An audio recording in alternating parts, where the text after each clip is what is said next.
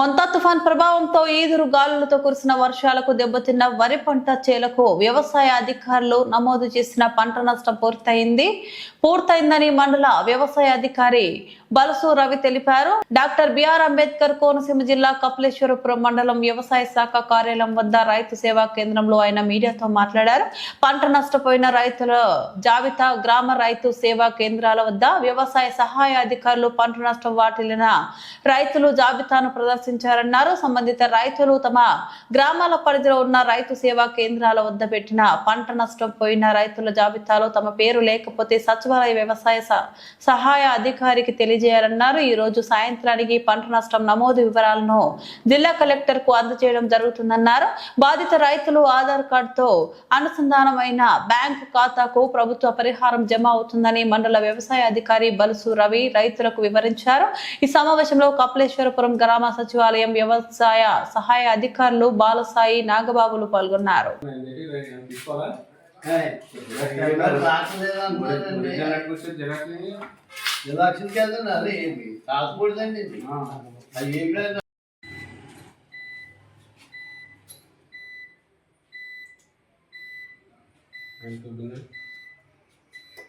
ఇప్పుడు ఎంఆర్ఓతో సహా display MRO వచ్చింది కదా ఇప్పుడే. నా పేరు బలుసు రవి, మండల వ్యవసాయ అధికారి, కపిలేశ్వరం మండలం, బిఆర్ అంబేద్కర్ కోనసీమ జిల్లా.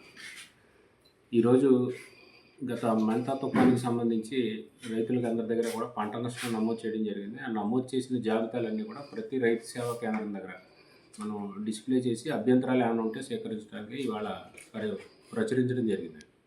దీంట్లో ఎవరికైనా ఏమైనా అభ్యంతరాలు ఉన్నా కూడా గ్రీవెన్స్ సేకరించి ఈరోజు సాయంత్రానికి ఫైనల్గా ఎంతమంది రైతులు ఎన్ని ఎకరాలు అనేది తేల్చి ఇవాళ జిల్లా కలెక్టర్ వారికి నివేదిక సమర్పిస్తున్నామండి. దీన్ని ప్రభుత్వానికి పంపించి నష్టం అంచనాలని ప్రభుత్వానికి నివేదించి తదుపరి చర్యలు కైగొనడం కోసం జిల్లా కలెక్టర్ గారికి నివేదిస్తాం. విజయపురం మండలంలో 6,600 హెక్టార్లలో వరి సాగు అయితే మనం నష్టం అంచనాల్లో దాదాపుగా 4,500 హెక్టార్లలో వరి పంట నష్టం జరిగిందని అంచనాలు రూపొందించడం జరిగిందండి. ఈ అంచనాలన్నీ కూడా డిస్ప్లే చేసాం. వీటిలో రైతులందరికీ కూడా వారి ఆధార్ నెంబర్కి అనుసంధానమైన బ్యాంక్ అకౌంట్కి మాత్రమే ఇవి డబ్బులు జమ అవడం జరుగుతుంది. రైతులందరూ గమనించాలి. అలాగే మీ రికార్డు ఆన్లైన్లో ఉన్న భూమి మాత్రమే దీంట్లో నమోదు చేయడం జరిగిందండి.